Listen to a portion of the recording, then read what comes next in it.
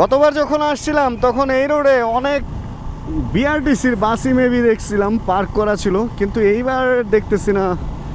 আর এই রোডে বেশ পাম্পও আছে, একটা পাম্পে অনেক ভিড় দেখলাম, সম্ভবত ওইখানে অকটেন আছে এটা হইতে পারে। বাট আমরা তো পেট্রোল নিয়ে মোটামুটি ভালোই চলতেছে, একটু ঝ্যার আওয়াজ হইতেছে এরকমটা মনে হইতেছে। এমনও হইতে পারে এটা মনের ভুল, এতখানি চালাইছি এই জন্য। নতুন বাইক তো এটাও, ব্রেক ইন পিরিয়ড মাত্র শেষের দিকে। আর কালকে রাতে যে চালায় আসছি ভাই অন্ধকারের মধ্যে 100, 120, 123 পর্যন্ত মানে দুইজন মিলে চালাইছি, এরকমটা খেয়াল হইতেছে। এই বামেই সম্ভবত, তাই না? তাজহাট জমিদার বাড়ি হচ্ছে এই বাম পাশে। হাহা, যেখানে কিছু নাই সেইখানে জমিদার বাড়ি আমরা খুঁজে পাই। আমরা যাচ্ছি তাজহাট জমিদার বাড়ি। বড় ভাই, আমি এই রোডে আর ঢুকি নাই, ওই রোড দিয়ে গেছি, পরে এটা দেখছিলাম যে জমিদার বাড়ি। এই রোড আমার জন্য এবার নতুন। অ্যান্ড আমরা যাচ্ছি তাজহাট জমিদার বাড়ি। কিন্তু এখানে কি টিকিট কেটে ঢুকতে হয়, নাকি এমনি ঢোকা যায়, না কাহিনী কি, ভিডিও করা যায়, ছবি তোলা যায় নাকি যায় না, এই ব্যাপারগুলো জানি না। তবে ডান পাশে বেশ বড় একটা প্রপার্টি, কোনো একটা পার্ক বা এরকম কিছু মনে হচ্ছে, নাকি এটাই জমিদার বাড়ি কে জানে। ভাই ঈদ মার্কেট তো, অনেক লোকজন হবে এটা বোঝাই যাইতেছে। প্রবেশ, এখানে তো ঢুকতে হবেই, নাকি বিয়ের প্রোগ্রাম হইতেছে? হ্যাঁ জি ভাইয়া। 23 টাকা কেমনে দিমু? আমি কি সামনে চলে যাব তাই বললেন? বেশ বড় বাগান এখানে, বাইকের পার্কিংটা হচ্ছে ওইখানে। অ্যান্ড জাস্ট এন্ট্রি করলাম, 23 টাকা করে বাইকের পার্কিং। 23, এটা কেমন অ্যামাউন্ট? আজব অ্যামাউন্ট না? 23 টাকা। কোন দিয়া? ওন দিয়া? ইয়েস। ও আচ্ছা, সুন্দর একটা জায়গা দিছে, এখান থেকে সুন্দরভাবে আমরা বের করার সময় বের হয়ে যেতে পারবো। ধন্যবাদ দাদা ভাই। বাইক করে দিছি পার্ক। বেশ বড় প্রপার্টি, জমিদার বাড়ির সিঁড়ি টিড়িতে মানুষ আর মানুষ। ভাই যদি সত্যি একটা কথা বলি, আজকের ভিডিও করতে গিয়ে আমার একটা ধারণা চেঞ্জ হয়ে গেছে। মানে আমার এতদিন যেটা ধারণা ছিল যে আমরা কোনো জায়গায় গেলে, ধরেন একটা জমিদার বাড়ি বা কোনো একটা ঐতিহাসিক কোনো নিদর্শন যদি দেখতাম, তাহলে আমরা বলতাম যে এইখানে ওই জিনিসটা আছে, বলে দেন ওই দিক দিয়ে রাইড করে চলে যেতাম। কিন্তু আজকের ভিডিওতে আমরা যেটা করছি, রংপুরে যাওয়ার পর আমরা শুনতে পাইছি যে এখানে ঘুরবার কি আছে। একজন সার্জেন্টের কাছে জিজ্ঞেস করছিলাম, প্লাস নর্মাল লোকজনের কাছে জিজ্ঞেস করছিলাম, অ্যান্ড ওনারা আমাদেরকে যেটা বলছে যে এখানে ঘোরার জন্য একটা জমিদার বাড়ি আছে, সেটা তাজহাটে। আর তাজহাট হচ্ছে ওইখান থেকে 3 থেকে 5 কিলোমিটারের মধ্যেই। অ্যান্ড দেন আমরা চিন্তা করলাম যেহেতু ওরকম কিছু নাই, অ্যান্ড আমাদের হাতে যতটুকু সময় আছে আমরা আশপাশে কোনো জায়গায় যাব। তখন তাজহাট জমিদার বাড়ির খবর শোনার পর আমরা ঠিক করলাম যে আমরা তাজহাট জমিদার বাড়িতেই যাব। অ্যান্ড যেই কথা সেই কাজ, আমরা তাজহাট জমিদার বাড়িতে গেলাম। অ্যান্ড অদ্ভুত কিছু সুন্দর জিনিস দেখতে পাইছি। একটা কথা, সেটা হলো আমরা গেছি ট্যুর করতে, অ্যান্ড আমরা মজা করতে গেছি। কিন্তু ওইখানে যাওয়ার পর আমরা মজা করতেছিলাম, বাট ওইখানে ধর্মীয় কিছু ব্যাপার স্যাপার ছিল, যেমন হিন্দু ধর্ম বা মুসলিম ধর্মের কিছু আদি ব্যাপার স্যাপার ছিল, যেগুলো নিয়েও হয়তো আমরা ফান করে ফেলছি। হয়তো যদি কারো মনে কষ্ট পেয়ে থাকেন তাহলে এটার জন্য আমরা ফার্স্টেই সরি বলে নিচ্ছি। তবে আমাদের এরকম কোনো উদ্দেশ্য ছিল না কোনো কিছু নিয়ে ফান করার। জাস্ট দেখতেছি মূর্তি বা প্রতিমাগুলা দেখতেছি, এই দেখতে দেখতে হয়তো অনেক রকম মজার কথা বলছি, এই জন্য জাস্ট এই কথাটা বলে রাখলাম। তাহলে চলেন, let's jump into the video. এখানে ড্রোন বড় ক্যামেরা, এই gimbal camera and flash light, মানে ফ্ল্যাশ বলতে যে এই ফ্ল্যাশ, ক্যামেরার ফ্ল্যাশ, দেয়ালে আঁকা কি এগুলা নিষেধ, অনেক কিছুই নিষেধ। কার্ড খেলা নিষেধ, ফুল ছেঁড়া নিষেধ, পিস্তল ছুরি এগুলা নিয়ে ঢোকা নিষেধ। 30 টাকা করে, আবার 23 টাকার পরে আবার 30 টাকা দিয়ে হচ্ছে আমাদেরকে এখানে করতে হয়েছে, মানে এন্ট্রি করতে হয়েছে। জমিদার বাড়ি এখানে মোবাইলে ভিডিও বা ছবি তুললে নিষেধ না, ভাইয়াদের কাছে জিজ্ঞেস করছি। এই যে 30 টাকার কার্ড আমাদের, এই কারণে আমরা মোবাইলে ভিডিও করতে পারবো, মোবাইলে ছবি তুলতে পারবো, সবকিছুই করতে পারবো। ফোন নিয়ে কোনো ঝামেলা নাই। ফোনে ক্যামেরা আসাতে যে কি ভালো হয়েছে, রেজুলেশন দেখা যায় বড় ক্যামেরার চেয়ে ফোনের ক্যামেরাও কিছু ক্ষেত্রে ভালো। ভাইরা ওই যে ঢুকতেছে, রানা ভাই মনে হয় ঢুকে, ওই যে রানা ভাই এইখানে দাঁড়ায় আছে। জমিদার বাড়ির ব্যাপারটা হচ্ছে এই সাইড অ্যান্ড ওই সাইড হচ্ছে বাগান, বাগানের ভেতরে দিয়েও আয়েল করা আছে মানুষ ঘোরাঘুরি করার জন্য, গাছ কেটে ডিজাইনও করা আছে। আর এই ওয়াকওয়েটা হচ্ছে এদিক দিয়ে সম্ভবত ওইটার গেটের ওইদিকে নিয়ে গেছে। যেহেতু ফুল গাছ আমরা ঢাকায় রেগুলারই দেখি, সেহেতু ফুল গাছ নিয়ে আমাদের কোনো ফ্যাসিনেশন নাই। আমরা যেটা করব, বিল্ডিংটাতে যাব, অ্যান্ড বিল্ডিংয়ের ভিতরে কি আছে, কোনো স্পেশাল কিছু বা জাদুঘর টাইপের আছে কিনা, ওই জিনিসটা দেখা হচ্ছে মূল উদ্দেশ্য। পরিবেশ, আপনারাও আছেন ব্লগে, পরিবেশ যথেষ্ট পরিমাণ ভালো, লোকজন যথেষ্ট পরিমাণ ভদ্র এখানের, এরকমটাই লাগতেছে। সিঁড়িতে অনেক ভিড়, কিন্তু হই হুল্লার বা এই ব্যাপারগুলা নাই একদম, তাই না? একটা নীরব ব্যাপার। ঢাকায় এই ধরনের একটা কিছু থাকলে মানে হয় কি জানেন, এখানে যারা আছে তারা হচ্ছে সবাই রংপুরের, মানে একজন আরেকজনের সাথে ভাইব মিলে।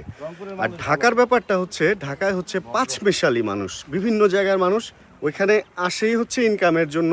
তো খাবলা খাবলির একটা ব্যাপার আছে যে আসলে যা পাবো তা খাবো। বাট রংপুরের ব্যাপারটা, এখানে বাইরের লোক খুব কম, সব নিজেরা নিজেদের এলাকা, এই কারণে যে এটা তো আমারই এরকম। আর ঢাকা যারা বাইরে থেকে, আপনারা most of the people are from ঢাকার বাইরে এখানে, আপনি আর আমি ঢাকাইয়া, তো ভাইরা ঢাকা যখন যায় খাবলা খাবলি এখানে যা পাবো তাই নিয়ে নিব। না দুষ্টামি করতেছে, আসলে ব্যাপারটা না এরকম হয়।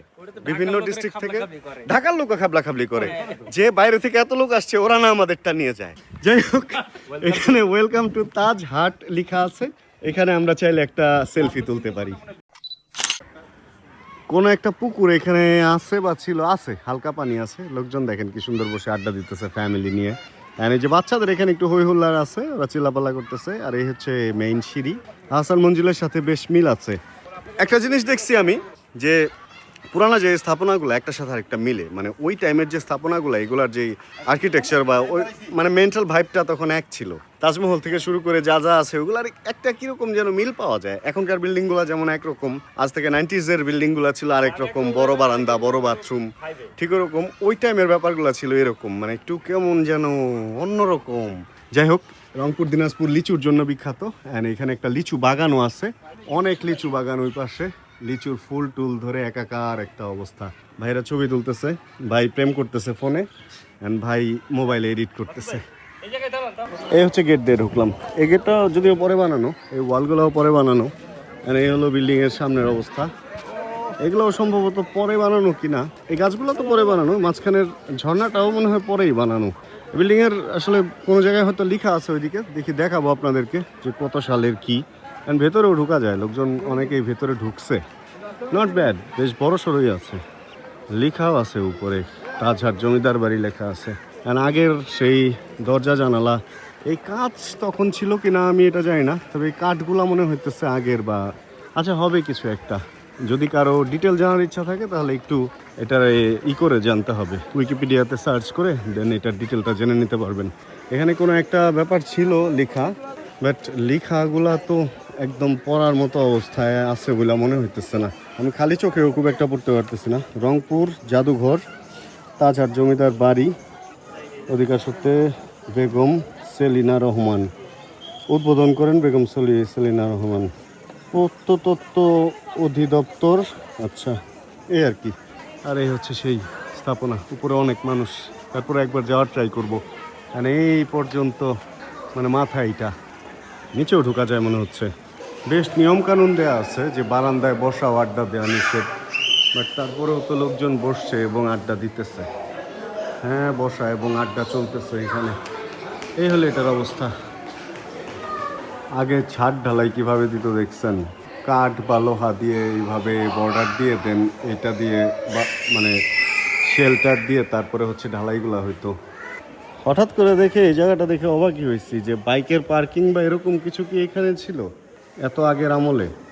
ব্যাপারটা কি এরকম, আসলে ব্যাপারটা কীরকম, ব্যাপারটা হচ্ছে এটা কিন্তু জমিদার বাড়ি, রাজবাড়ি না। মানে রাজ যে প্রথা ছিল ওই রাজের প্রথার ওই বাড়ি না সম্ভবত, এটা হলো জমিদার বাড়ি। এটা অনেক পরের, মানে খুব বেশি আগের না। তো যেই কারণে হয়তো বেশ অনেক কিছু অনেক আধুনিক। কারণ আমাদের গ্রামের বাড়ি ওই যে এই ঢালাইয়ে করা ওই আমলের, কারণ আমাদের যে পূর্বপুরুষ ছিল ওরাও জমিদারি করছিল। তো আমাদের বাড়ি এই ধরনেরই অনেকটা। দেখাইছিলাম কিনা এরপরে গেলে দেখাবো না। আমাদের এলাকায় অনেকগুলো এরকম, এগুলা আমাদের ওগুলো অবশ্য জমিদার বাড়ি সব বললে ভুল হবে। পুরানা যে ব্যবসায়ী ছিল, হিন্দু বড় বড় ব্যবসায়ী, ওদের বাড়িগুলো এই ধরনের ছিল। অ্যান্ড এই পুরা ব্যাপারটা দিয়ে দেখেন এখানে ম্যাপ করে দিচ্ছে। এই হলো তাজহাট জমিদার বাড়ি, বাট এই পাশে পুকুর, বাগান টাগান অনেক কিছুই আছে।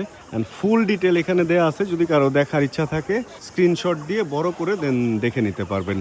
অনেক লেখা, বাংলা এবং ইংলিশ দুইভাবেই দেওয়া আছে। অ্যান্ড এই পাশেও অনেক বড় এলাকা, ফুল প্রপার্টিটা আসলে অনেক বড়। অ্যান্ড অনেক লোক, আমার ভাই ব্রাদার ওইখানে ছবি তোলায় অনেক ব্যস্ত। উপরে ওঠার মতো এনার্জি, আচ্ছা দেখি কি হয়। এই জমিদার বাড়িতে আইসা একটা লোক পাগল হয়ে গেছে, এখানে বসে বসে একা একাই কথা বলতেছে। এখানে সাইডে ফোনটা রাইখা সুন্দর একা একা বিবৃতি দিতেছে লোকটা, ফেসবুকের ভিডিও করতেছে। আমি ওখান থেকে বলি কিরে একটা লোক কি পাগল হয়ে গেল, এখানে বসে বসে একা একা কথা বলতেছে। পরে দেখি না সামনে মোবাইল ফোন, দেখি কি করছেন, এই যে দেখেন, এই যে সামনে, এই যে বসে বসে সেই কথার ভিডিও বানাইছে। সেই নিচতলাতে একটা চক্কর দিলাম, চলেন সাহস করে দোতলায় একটু চক্কর দিয়ে আসি। যদিও কিছু নাই, সবকিছু বন্ধ যেগুলো ভিতরে আছে, মানে অফিস টফিস থাকতে পারে, বাট উপরে একটু যায় দেখি কি অবস্থা। ও ফাইনালি আমরা দোতলায় উঠতে পারছি। বাংলাদেশ সুপ্রিম কোর্ট রংপুর, হ্যাঁ বাংলাদেশ সুপ্রিম কোর্ট হাইকোর্ট বিভাগ রংপুর বেঞ্চ ভবন উদ্বোধন করেন। ও আচ্ছা, যাই হোক এইখানে লেখা আছে যে তাজহাট জমিদার বাড়ি রংপুর। এখন ভেতরের অবস্থা এরকম, একটা তোপ আছে, তোপ এখানে একটা ছোট তোপ আছে এই যে এখানে, আর এখানে একটা বড় তোপ আছে, এটা একটু মোটা। ভেতরে কি এটা তোপের গুলি টুলি বেরোবো নাকি? গুলি বের হবে এটা দিয়ে। এটা সম্ভবত এই পেছনের অংশ খুলে ভিতরে জিনিস দিয়ে দেন এখান দিয়ে সলতা বের করে আগুন ধরাইলে দুম করে বেরোইতো। দুইটা আছে দুই পাশে। এই হলো ছাদের অবস্থা, এই হলো ভিড়ের অবস্থা, এই হলো দরজা জানালা। অ্যান্ড ভেতরে সম্ভবত কিছু টুকিটাকি মূর্তি টুর্তি আছে, কোষ্ঠী পাথরের নাকি কে জানে। সবাই ভিড় করে দেখতেছে, আমরাও তাদের মধ্যে একজন। একটা শিবলিঙ্গ আছে এখানে, পিতলের মূর্তি আছে, আর কালো কালো পাথরের মূর্তি আছে, অনেক কিছুই আছে। ছোট ছোট মূর্তি মূর্তি মূর্তি মূর্তি কি কি যেন এগুলা, ছোট ছোট মূর্তি মূর্তি মূর্তি মূর্তি। এই কিছু বই পুস্তক আছে আগের লেখা, ব্রাহ্মণ গুরু রাম রাম জোহা। ভাই এটি পড়লে কি হিন্দু হয়ে যাবো? না ভাই কিছু হবে না, হইব না কিছু না। এই যে এগুলা লেখা আছে, এগুলা লেখা আছে শান্তি সপ্তক। ভাই এটি কি আমি জানি না, মানে যা আছে দেখাইলাম আর কি। এইখানেও কিছু ব্যাপার আছে, ওনাদের পরিচয় জানি না। এটা দেখতে অনেকটা গরুর মতো লাগতেছে। নন্দী শিবের বাহন, আচ্ছা এটা নন্দী, এটা শিবের বাহন। অ্যান্ড এটা হচ্ছে কৃষ্ণ বেণুগোপাল কালো পাথর, কালো পাথরে তৈরি। এটা হচ্ছে বিষ্ণু, অ্যান্ড এটা হচ্ছে বিষ্ণু ত্রাণকর্তা, ত্রাণকর্তা কালো পাথর।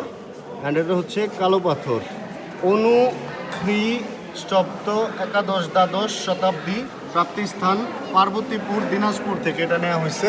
আর এটার প্রাপ্তিস্থান শুম্ভুগুদাম দিনাজপুর থেকে এটা নেওয়া হয়েছে। দুইটা একই, জাস্ট সাইজ এদিক সেদিক। আর এখানে আরও আছে, এই যে ডিটেলগুলো আমি দিয়ে দিতেছি।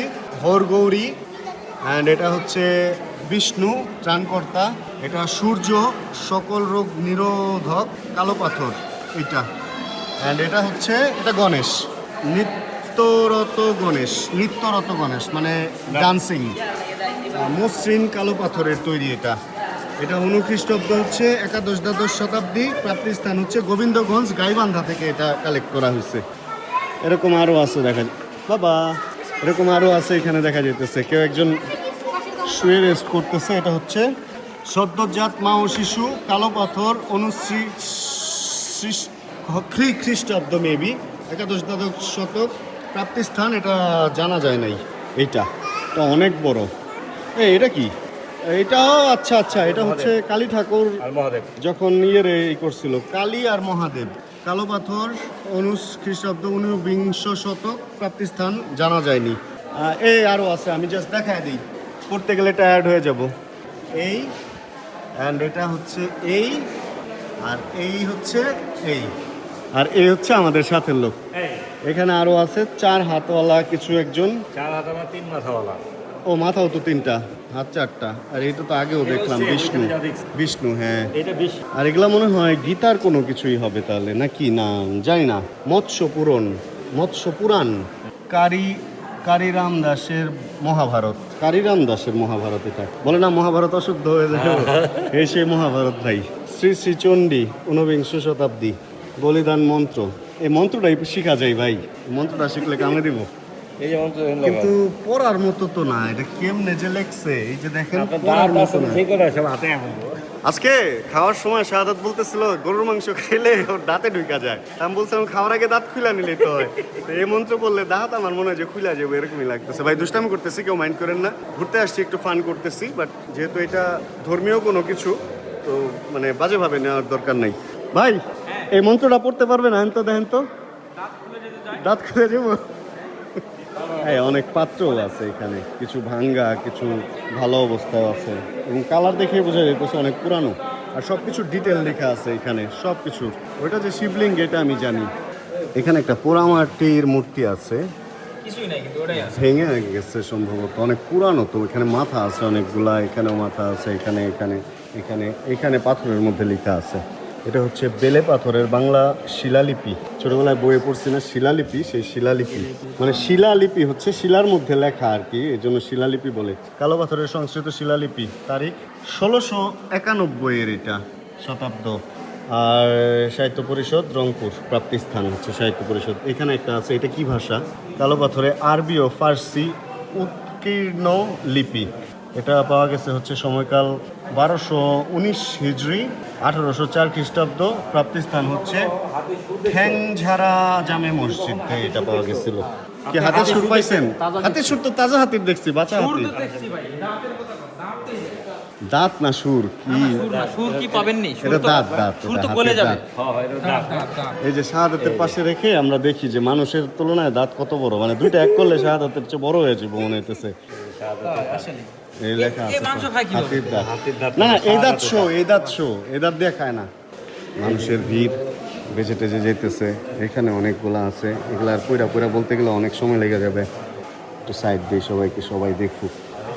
পোড়ামাটির ময়ূর, এটা পোড়ামাটির ময়ূর, এটা পোড়ামাটির ফলক, এটা পোড়ামাটির ফলক। এগুলো সব মাটির তৈরি। এখানেও আছে আরো কিছু, এখানে আরো কিছু ঘটিবাটি এই টাইপের কিছু ব্যাপার আছে। ছোট কিছু পাথর আছে, পাটা পোতার পাথরের মতো মনে হচ্ছে। আর এখানে কিছু পবিত্র কোরআন, এইখানে পবিত্র কোরআন আছে, পবিত্র কোরআন আছে, দেখছেন কিরকম লেখা। এখানে ফার্সি কবিতা আছে।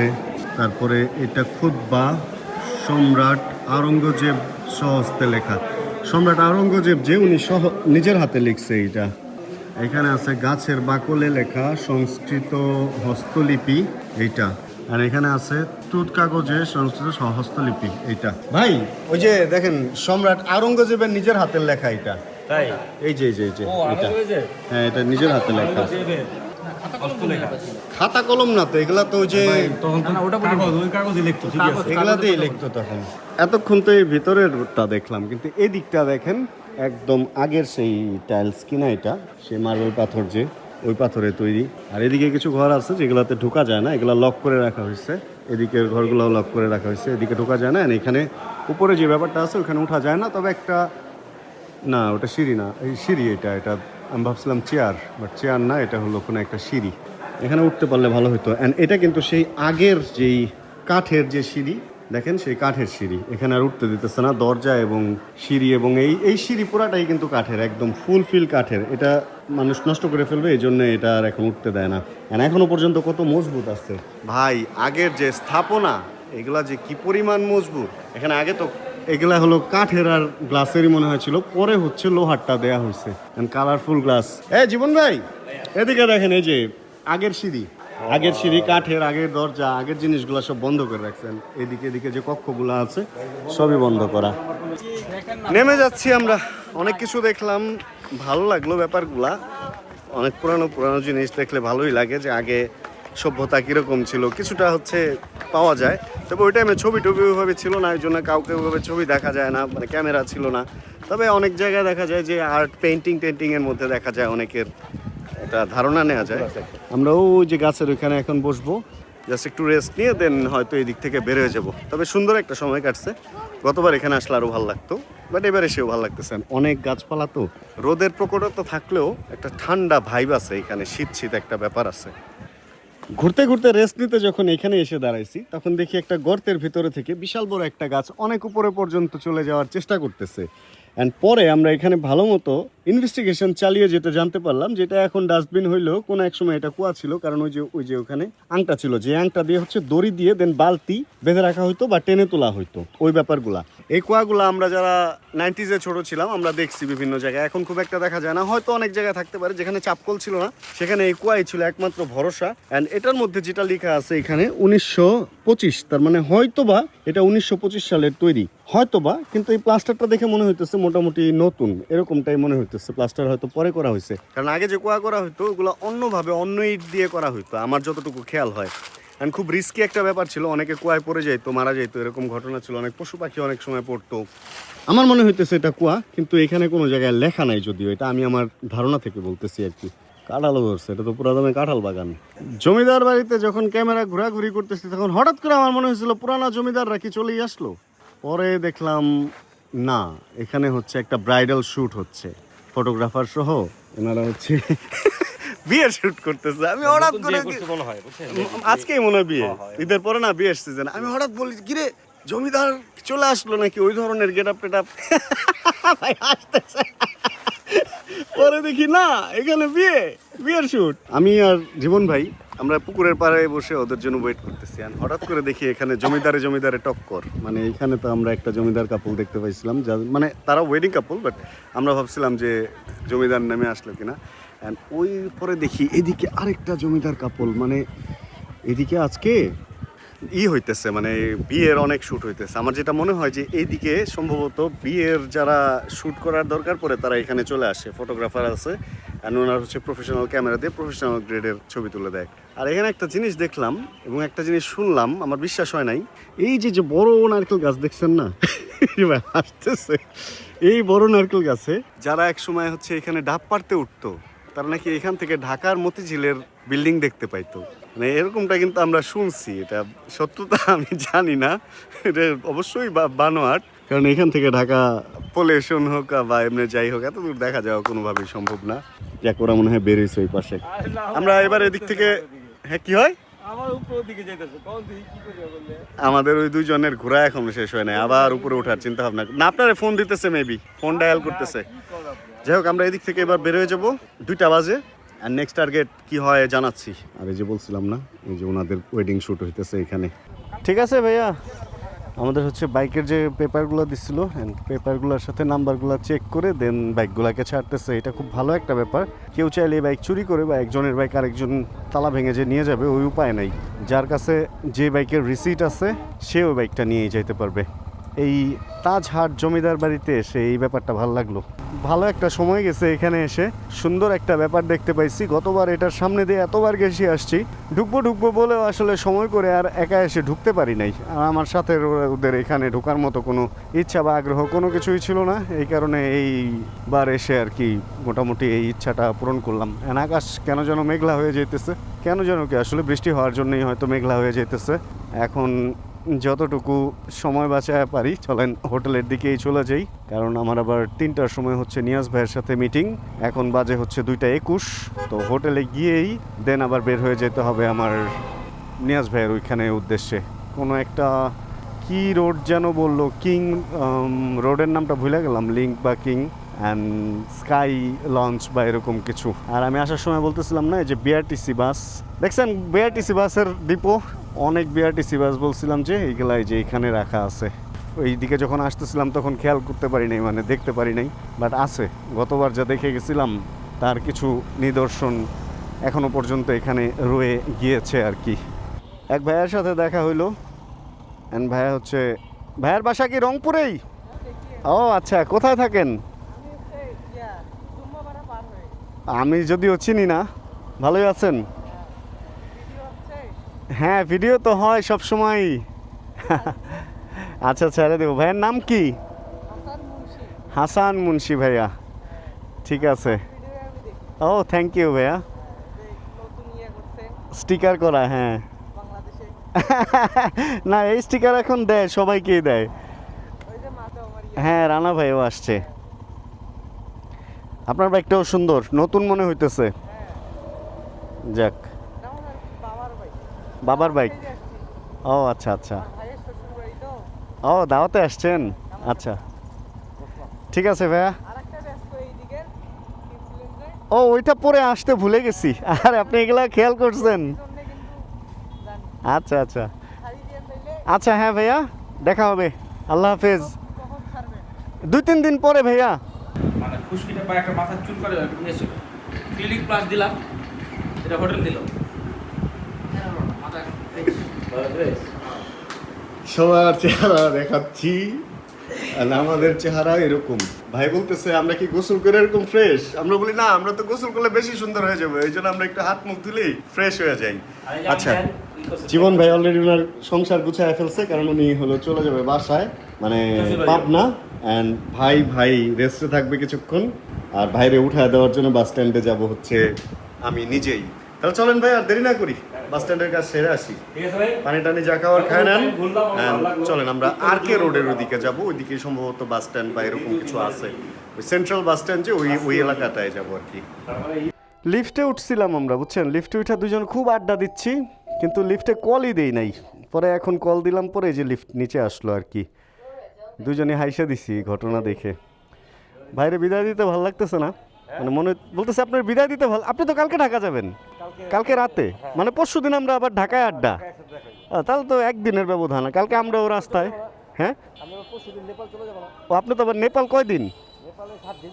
আরে ভাই আবার 7 দিনের জন্য, তার মানে 8-10 দিন লাগবে ভাইয়ের সাথে আবার দেখা করতে। যাক, শাপলা চত্বর তো এদিকেই, চলেন শাপলা চত্বর যাই। ওখান থেকে পশ্চিমে গেলে আমাদের এক ভাই আছে রংপুরের, ওই ভাই হচ্ছে বাস স্ট্যান্ডও চিনাইয়া দিবে, বাস স্ট্যান্ড চিনাইয়া দিবে, অ্যান্ড দেন ওইখান থেকে আমরা নিয়াজ ভাইয়ের ওখানে যাব।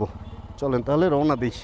এখন ঈদের টাইম হওয়ার কারণে কিনা জানি না, রংপুর শহরটা বেশ ফাঁকা, আর আমরা তো শাপলা চত্বরের দিকে রওনা হইতেছি। ওই যে সামনে শাপলা চত্বর দেখা যাচ্ছে, জীবন ভাই গান গাইতেছে, ফ্যামিলির সাথে দেখা করবে। ওনার কালকে দাওয়াত আছে, কালকে আবার রাতে উনি ঢাকা ব্যাক করবে, দেন পরশু দিন ওনার নেপালের ফ্লাইট।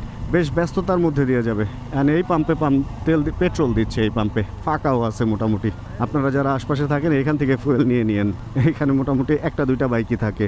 আর বাইরে যেগুলো দেখলাম এত ভিড় ছিল যে ওইখান থেকে কিছুক্ষণ পর পাম্প বন্ধই করে দিতে হয়েছে এরকম। দাঁড়ান জিজ্ঞেস করি, পশ্চিম যে কোন দিকে? কাকা, ও কাকা, বাস স্ট্যান্ডটা কোন দিকে? Central bus stand, bus stand কোন দিকে? বাস স্ট্যান্ড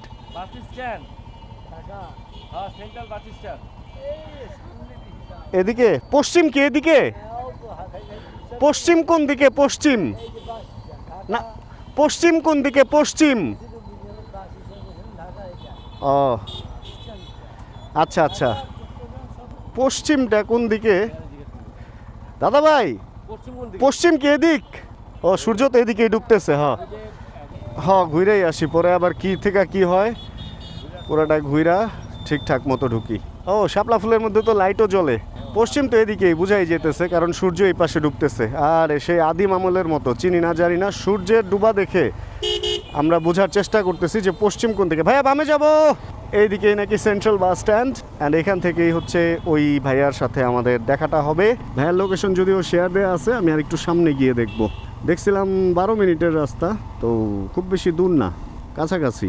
অ্যান্ড দেখছেন রংপুরে রোডের ভিড়ের অবস্থা, বাইক আর মাঝে মধ্যে পিক আপ দেখা যাচ্ছে, অ্যান্ড বিভিন্ন রকমের অটো, বিভিন্ন ডিজাইনের অটো। আর একটা এনা বাস আছে যেটা দাঁড়ায় আছে, চলতেছে না। ট্রাক বা বাসের ওই ধরনের ভিড়ভাট্টা নাই বলতে গেলে। এখন এটা ঈদের জন্য কিনা জানি না, এখন যেরকম দেখতেছি ওইটাই শেয়ার করতেছি আর কি আপনাদের সাথে। ওকে, আমরা টার্মিনালের কাছাকাছি চলে আসছি। একটা পাম্পে হলো জেনিসন ভাইয়ের সাথে আমাদের দেখা হয়েছে মাত্রই। অ্যান্ড জেনিসন ভাই হচ্ছে আমাদেরকে বাস স্ট্যান্ড যেখান থেকে সে পাবনা যেতে পারবে। জীবন ভাই, আপনার ব্যাগ কই? জায়গা এখন হচ্ছে জীবন ভাইকে পাবনার বাসটায় উঠায় দিয়ে দেন জেনিসন ভাই আমাকে নিয়ে যাবে এখান থেকে আশপাশেই, এই আরকে রোডেই কোনো এক জায়গায়, যেটা মেইন রোডের সাথে মিলছে বা এরকম কিছু বললো। এটা নাকি বাইপাস। অ্যান্ড এদিক দিয়েই কোন দিক দিয়ে আমরা রাতে আসছি। এই আবার দেখি বামে ঢুকে, ও এইটাই বাস টার্মিনাল। আচ্ছা আচ্ছা, এখান থেকে জীবন ভাইকে আমরা তুলবো, অ্যান্ড দেন হচ্ছে আমরা রওনা হবো আর কি। অবশেষে আমরা বাস টার্মিনালে, অ্যান্ড জীবন ভাই টিকিট নিচ্ছে। এদিকেই কোনো একটা বড় বাসে উনি চলে যাবে। বড় বাসে গেলে নাকি সুবিধা যাইতে বললো, যায়ও তাড়াতাড়ি। হ্যাঁ ভাইয়া, ও ভাঙ্গা যেতে হইব, আর একটু আগে বেরোলেই হয়ে যেত। আমিও পাবনার বাস একটা বিশেষ যাই না তো। আপনার এই বাস কয়টায়? এটা আধা ঘন্টা পরে। ও আচ্ছা, ঠিক আছে তাহলে আর কি, ঢাকায় দেখা হইব। নেপাল ঘুরে আসেন, কোথাও নামাইতে হবে না, আসবেন ওই যে সামনে জনসেবা ক্লিনিক, আসে দাঁড়াবেন, আমাকে ডাক দিলে হয়ে যাবে। ভাই তাহলে বেরোলাম। শীতল শীতল ওয়েদার দেখে বের হয়েছিলাম উইন্ড ব্রেকার ছাড়া। এখানে রোদের তাপ যে এরকম, এটা সকালে একবার বুঝলেও আবার মেঘলা হয়েছিল, ভাবছিলাম যে মনে হয় শেষ ঘটনা। ওরে ভাই কেমনে আসে, পিছন টিছন ভাঙ্গা দিবে কিনা বুঝিও না। ভাই আমি সোজা যাব, অ্যান্ড এবার ভাইকে পিছা করি। অনেক ঘটনা ভাই, এবার ট্যুরে অনেক ঘটনা, মানে জীবন ভাইকে রিসিভ করা, আবার জীবন ভাইকে বিদায় দেওয়া, অ্যান্ড দুই ভাই এখনো পর্যন্ত হলো আবার আলাদা আছে, আমি আবার আলাদা একটা মিটিংয়ে যাচ্ছি। এই মিটিংটা অবশ্য আমার মেইন উদ্দেশ্য ছিল এবার রংপুরে আসা, তো এটা তো আসলে অ্যাটেন্ড করতেই হবে।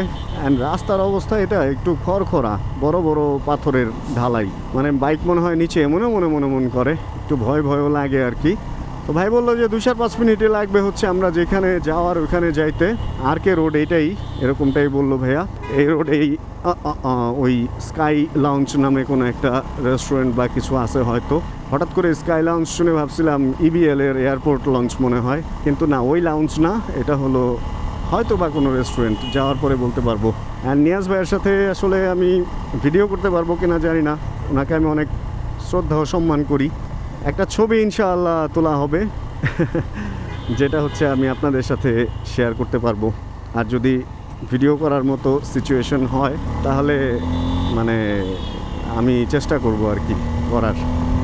ভাইরা লোকাল অনেক স্পিডে চালায়, দেখেন 70+ উঠে যেতেছে ভাইকে ধরতে গিয়ে আমার, কিন্তু আমার একটু কীরকম যেন এই রোডে মানে আনইজি লাগতেছে। তবে রংপুরের রাস্তাগুলা ঢাকা থেকে আসা বলেন বা এই সমস্ত বাইপাস বলেন, এগুলাতে অনেক স্পিডে বাইক চালানো যায়। এদিকে লোকজনও দেখলাম অনেক সতর্ক, রাস্তার উপরে চলে আসে না, বা ওই ভয়টা লাগে না এখানে কেন যেন বাইক চালাইতে, কনফিডেন্ট নিয়েই মোটামুটি বাইক চালানো যায় আর কি। রংপুর সেনানিবাস, এদিকে কোনো একটা সেনানিবাসের চেকপোস্ট আছে যেটা হলো এমপি চেকপোস্ট, অ্যান্ড লোকালি ওইটাকে চেকপোস্ট নামেই চিনে আর কি, আর্মি চেকপোস্ট বা এরকম চেকপোস্ট নামেই চিনে। ও বাবারে বাবা, ভাই তো ঘুরছে, পেছনে বিশাল বাস ছিল। এইটা হচ্ছে বেস্ট বাই, বেশ বড় একটা বেস্ট বাই এখানে। ভুল বলতেছিলাম, স্কাই লাউঞ্জ বলতেছিলাম, এটা স্কাই লন, এটা একটা হোটেল, অ্যান্ড মেবি এখানেই কোনো রেস্টুরেন্ট বা কোনো কিছু আছে। অ্যান্ড আমি কই রাখবো, আমি যদি এখানে রাখি এটা বেরোতে পারবো? ওই সামনেরটা পরে বেরোবো কীভাবে? ও ঘাড় খোলা থাকবে, জাস্ট এইভাবে রেখে ঘাটটা খোলা থাকবে, তাই তো? তাহলে যে কোনো বাইক যে কোনোভাবেই বের হইতে পারবে। ও এইটা ভাইয়া নিয়ে আসছে? হ্যাঁ, এটা সেল করে না, খুব চালাই। এখন কয়টা ভাইয়ার বাইক? ওই যে সাদা। এই ভাইয়া চলে আসছে, ভাইয়ের সাথে দেখা করি। যাক, ভাইয়ের সাথে সুন্দর একটা লাঞ্চ হইলো স্কাই লন হোটেলে।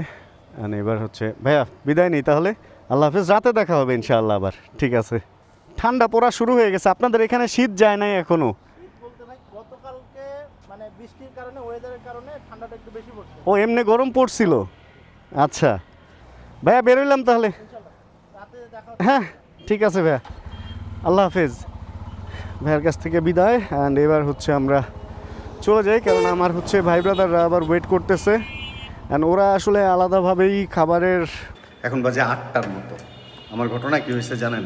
ফোনে যে মানে আমার ক্যামেরাতে যে কোন পর্যন্ত রেকর্ড হয়েছে আমি জানি না, কারণ এটা ইয়েলো সাইন চলে আসছিলো, অ্যান্ড মেমোরি কার্ড ফুল। আমার ব্যাগে কার্ড আছে, বাট কী করার বলেন। আমাদের হোটেলটা এরকম, নিচে দেখা যাইতেছে মোড়টা, এইটা ওই যে হোটেল সাদমান মোড়, আর আমরা এই যে আমি এটা। অ্যান্ড আমার সাথে যে ভাই ব্রাদাররা ছিল ওরা হোটেলের মধ্যে রুমে চাবি রেখে দেন বের হয়ে গেছিলো। এখন ওরা চাবি বের করে রাখছে হোটেলে যারা আছে, এখন চাবি নিয়ে আমি আসলাম, আর ভাইরা এখনও ঘুরতেছে। 503 মেবি এটাই। ইয়েস, লাইট সব তো চালুই, তার মানে কোনো কিছু প্লাগ ইন করতে হবে, কোনো কিছু কি প্লাগ ইন করতেই হবে। এটা আমার বেড, এটা আরেকজনের, এটা আরেকজনের। এই এটার উপরে সাপ নাকি? এটা কীভাবে প্লাগ ইন চালাই কীভাবে? বাইরে মনে হয় কোনো সুইচ আছে। ইয়েস, এখানে একটা সুইচ আছে। ও ইয়ে, রুমে লাইট জ্বলে গেছে। এখন মেমোরি কার্ড চেঞ্জ করব। ক্যামেরা খুলে রাখছিলাম, নিয়াজ ভাইয়ের সাথে একটা জম্পেশ আড্ডা হয়েছে, আড্ডা টাড্ডা দিয়ে আমরা এখন ঘরে। এবার হেলমেটটা রাখি, দেন দরজাটা লাগাই, দেন ফোন চার্জ দিব। ক্যামেরার ব্যাটারি যেগুলো নিয়ে আসছি আরও একটা এখনও আছে, নট নেসেসারি যে এখন চার্জ দিতে হবে বা কিছু। এখন যেটা করতে হবে সেটা হলো একটু রেস্ট নেওয়া লাগবে, কারণ অনেক ঘোরাঘুরি হয়ে গেছে। লাইটটা অফ করে নিই। ওকে, অনেক ঘোরাঘুরি হয়ে গেছে, খেয়ে পেট টেট ভরে গেছে। যা বডি শডি ফিট করছিলাম, বডি শডির অবস্থা খারাপ হয়ে গেছে।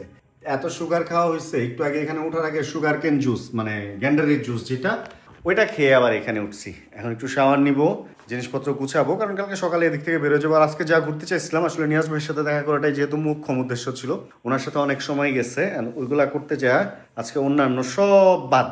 তারপরে ভালো 2টা বছর ভাইয়ারে জাস্ট বলছি আসবো আসবো, কিন্তু আসা আর হয় নাই। 2 বছর পর আজকে যে আসতে পারছি, ভাইয়ের সাথে দেখা করতে পারছি, ভাই এটা আমার জন্য অনেক বড় একটা পাওয়া হয়ে গেছে। এছাড়াও আরও অনেক ঘটনা আছে, রংপুরের সাথে অনেক মায়া স্মৃতি অ্যান্ড সব কিছুই আছে, এগুলা আর একটু বাড়ায় নিলাম। অ্যান্ড ইনশাল্লাহ আরও আসা হবে এদিকে। এখন রাতে কি হয় না হয় এরপরের ফুটেজে আমরা দেখাবো। এর মধ্যে আমি ওই যে কার্ড ব্যবস্থা চেঞ্জ করে দেন কিছু জিনিস সেট আপ করে রাখি। হঠাৎ আমাদের রুমে একটা ঘটনা ঘটে গেছে। রানা ভাই আসছে, শাহাদত ভাই ছুরি নিয়ে ঘোরাঘুরি করতেছে রুমের ভিতর, এন্ড একটা তরমুজ আমাদের রুমে দৌড়াদৌড়ি করতেছে। আমি অনেকক্ষণ এটা কোলে নিয়ে বসেছিলাম। ভাই বিশ্বাস করবেন কি না করবেন, আমি দুর্বল নাকি তরমুজের ওজন বেশি জানি না, এইটুকু একটা তরমুজ, এটার ওজন অলমোস্ট 5 কেজি, অনেক ভারী। এটা নিয়ে মোটামুটি বাইসেপ ট্রাইসেপ মারা যায় এরকম একটা ওজন। এইটুকু তরমুজের ওজন যে এত বেশি। এন্ড শাহাদত ভাই একটা ছোটখাটো দা নিয়ে আসছে, এই যে দা আর একটা প্লেট। এখন এইটারে ভাই ভাই অনেক ওজন রাখেন, লাগলে পলিথিনটা পিছান। রানা ভাই রাত দুপুরে প্রায় 12টা বাজে লাড্ডু নিয়ে কারাগারি করতেছে। এখানে একটা লাল লাড্ডু পাইছে, শাহী লাড্ডু। শাহাদত ভাই বলতেছে লাড্ডু খাইলে কি পাপ হবে, রাতে লালটা খাইলে কি পাপ হবে। আমরা খাওয়া দাওয়া শেষ করছি, বেরোইছি, রেস্ট করছিলাম, খাওয়া দাওয়া শেষ করলাম। দেন একটা মিষ্টির দোকান দেখে যে তৃপ্তি মিষ্টি, এখানে ঢুকছে দুইজন, ঢুকা মিষ্টি খাইতেছেন। রাতে তো আমি বলে মিষ্টি খাবো না, দুইজন ইচ্ছা মতো মিষ্টি খাইতেছে। দেখেন একজনে বলতেছে লালটা কি, লালটা খেলে কি হবে ভাই, পাপ হবে, লালটা খেলে কি পাপ হবে। ভাই ও লাড্ডু খাইতেছে। এই যে বডি, কে খাবে এই বডি, লালটাই খাবে, লালটাই। গোল দেখে লাল দেখে কিনে লাল, এই কোন কত হলো ভাই, তরমুজ তো লাল কিনছে।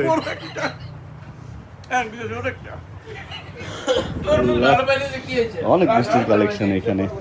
রংপুরে একটা মিষ্টির দোকান দেখলাম শহরের মধ্যে, ভালো না? একটা এইটা ইন্টারেস্টিং লাগছে, পুরাই আপেলের মতো, আর এটার এলাচ দিয়ে হচ্ছে ওটার খোসাটা বানাইছে। ভাই এত ঘটনা, সব ঘটনা দেখাইতে গেলে সারাদিনের ভিডিওই চলতে থাকবে, ভিডিও আর শেষ করা হবে না। আমি নিজেও ঘেমে গেছি ভিডিও এডিট করতে করতে। ঘটনা হয়েছে আমাদের ওই মিষ্টি টিষ্টি খাওয়া, অ্যান্ড রাতে আচারের দোকান বসে একটা হোটেলের সামনে, এগুলা দেখা, সুগার ক্যান জুস অ্যান্ড সব কিছু শেষ করে ওই দিন রাতটা আমরা শেষ করছি। আর এই ভিডিওটা আমরা এখানে শেষ করবো, কিন্তু একটা অ্যানাউন্সমেন্ট দিয়ে রাখি, কালকে থেকে আবার নতুন উদ্যমে নতুন জিনিস শুরু হবে। এমন না যে আমরা ঢাকা ব্যাক করবো বা কিছু, আমরা যে কই যাব এখনও পর্যন্ত ট্যুরের কিছুই আসলে বলতে গেলে ডিসাইড হয় নাই, আর অনেক কিছু হইতে যেতেছে। কিন্তু এই ভিডিও থেকে আমাদের এখানে বিদায় নিতে হবে। তাহলে আজকের এই ভিডিও থেকে আমরা এখানে বিদায় নিই। সামনের ভিডিওতে আরও নতুন কিছু জিনিস আপনাদেরকে দেখাবো। অ্যান্ড আমি ভিডিও করতে যতটুকু টায়ার্ড না হয়েছি, আমি ভিডিও এডিট করতে গিয়ে টায়ার্ড হয়ে যেতেছে। আমার চেহারা সুরতের অবস্থা খারাপ হয়ে যেতেছে এই ভিডিও এডিট করতে যায়, কারণ এত ফুটেজ। তাহলে আজকের ভিডিওতে কোনো কিছু ভালো লাগে ছোটো একটা লাইক দিয়ে দেন। চ্যানেলে যদি নতুন হন প্লিজ সাবস্ক্রাইব করে হয়ে যান। আমাদের ফ্যামিলি মেম্বার জানাবেন কে কোন জায়গা থেকে ভিডিও দেখছেন। যতক্ষণ পরবর্তী ভিডিও নিয়ে আবার আমি না আসতেছি, ততক্ষণ ইনশাআল্লাহ আমরা থাকবো ভালো, আমরা থাকবো সুস্থ এবং চিল ইনশাআল্লাহ। Chill bro. Check the mic and make sure it sound right, boys.